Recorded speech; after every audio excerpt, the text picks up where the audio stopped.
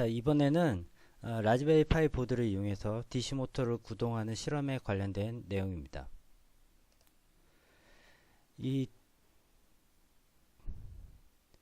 DC 모터의 기본적인 특징은 일단 기동 토크가 크다라는 장점을 가지고 있고요. 그 다음에 인과 전압에 대해서 그 회전 특성이 직선적으로 거의 비례한다는, 즉 인과 전압이 높으면 회전이 빠르고 전압이 낮으면 회전이 낮다라는 그런 특성을 가지고 있습니다. 그리고 일단은 가격이 저렴하기 때문에 일반적으로 이제 그 전동 왕구 같은 데 보면 탱크라든가 뭐 자동차 이런 것들에 이제 사용하는 게 바로 DC 모터고요. 최근에는 이제 드론에 사용되는 게 바로 이제 DC 모터입니다.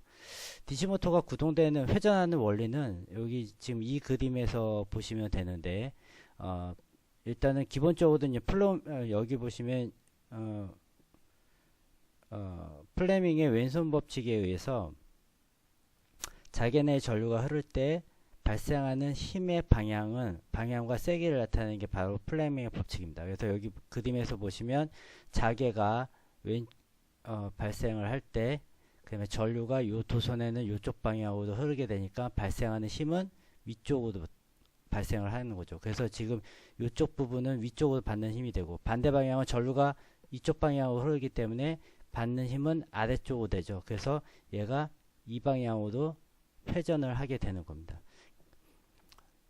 이런 회전 원리를 가지고 있는데, 그럼 이런 전류들 공급을 하기 위해서 내부적인 구조에는 여기 보시는 이 브러쉬라는 게 있고, 그 다음에 실제 도선 전류가 흐르게 되는 커뮤니케이터, 즉 정류자가 있게 됩니다. 그래서 이 둘 사이의 기계적 접촉에 의해서 전류가 공급이 되면서, 그리고 얘가 반 바퀴 90도 회전할 때 끊어지고 다시 반대편 얘가 회전해서 이쪽 면에 접촉이 됐을 때 반대로 전류가 흐르면서 이 회전이 계속 가속을 받게 되는 거죠. 그래서 이제 돌아가게 되는데, 이 DC 모터의 가장 큰 문제점이 바로 이 정류자, 커뮤니케이터랑 브러쉬 사이에 기계적 접촉에 의해서 전류가 흐른다라고 합니다. 그래서 기계적 접촉이 이루어지게 되면 이제 마모가 일어나고, 그 마모에 의해서 이 접촉 불량이 돼서 결국 이 DC 모터가 구동이 안 되는 그런 상황이 발생을 하게 되는 거죠. 그래서 DC 모터의 기본적인 구조를 갖다 개선하기 위해서 이제 나온 것이 바로 이 BLDC, 즉 브러쉬리스 DC 모터의 구조입니다. 그래서 이런 기계적 접촉 부분을 없애기 위해서 지금 여기에서는 반도체 스위치라는 걸 뒀고, 그 다음에 회전 위치를 알기 위해서 이제 홀 센서라는 걸 두고 해서 두게 된 것이고, 모터가 회전하는 원리는 아까 말씀드렸던 이 플레밍의 왼손 법칙에 의해서 동일하게 회전을 하게 됩니다. 일반적으로 우리가 사용하는 이 내부 구조의 모델은 다음 그림과 같이 이제 일반 DC 모터는 이렇게 생겼고, 지금 여기 보시는 게 이제 브러쉬가 되고, 이 안쪽에 있는 게 커뮤니케이터가 되겠습니다. 그래서 아까 말씀드렸던 이 둘 사이에 기계적 마찰이 생기는 거고요. 지금 그런 부분을 제거하기 위해서 브러쉬 DC 모터는 다음과 같은 형태의 구조를 가지고 있게 됩니다.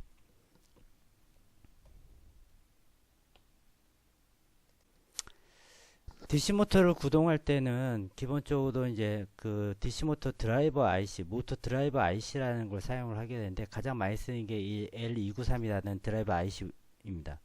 그러니까 이걸 이용을 하더라도 아까 말씀드렸듯이 DC 모터는 전압에 비례하기 때문에 그 전압에 해당되는 신호를 만들어줘야 되는데, 가장 일반적으로 DC 모터를 구동하는 신호는 바로 이 PWM이라는 신호로서 펄스 위스 모듈레이션 신호입니다. 그래서 펄스폭 변조 신호인데, 이 펄스폭 변조라는 건 뭐냐면 주기는 동일합니다.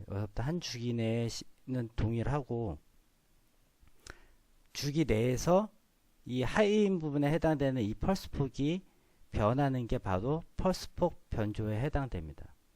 그래서 이 펄스폭을 변조하게 되면 이 펄스폭 변조하고 펄스폭이 변하는 것과 전압하고 무슨 관계가 있냐면, 여기 그림에서 보듯이 이 펄스폭이 한 주기 내에서 펄스폭이 변하게 되면 이 한 주기 내에서의 평균 전압이 달라지게 됩니다. 즉 한 주기 내에서 펄스폭이 길면 이 한 주기 내에서의 평균 전압이 높아지고 점점 낮아지는 그런 특성을 가지는 거죠. 지금 여기 3.75V, 2.5V, 1.0V라고 표시하는 게 바로 그 한 주기 내에서의 평균 전압을 나타내게 됩니다. 그래서 2TV 이 한 주기 내에서 이 하이인 부분의 펄스 폭을 갖다가 나타내는 비율을 듀티 레이쇼라고 하는데, 그 듀티비가 높으면 높을수록 평균 전압이 높아지고, 듀티비가 작으면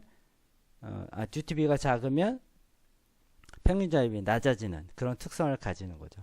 그래서 PWM이라는 것을 얘기할 때는 보통 일반적으로 주기와 그 다음에 듀티 대비, 그 다음에 평균 전압, 이런 세 가지 용어로서 PWM을 설명을 하게 됩니다. 그럼 PWM 시그널을 발생하는 방법이 뭐냐면, 그 크게 아날로그적인 방법과 디지털적인 방법이 있는데, 이 아날로그 회로를 이용하는 방법은 그 오프앰프 같은 걸 이용해서 이제 톱니파나 삼각파를 발생을 한 다음에 비교기를 통해서 그 펄스파를 만들어 주는 거고요.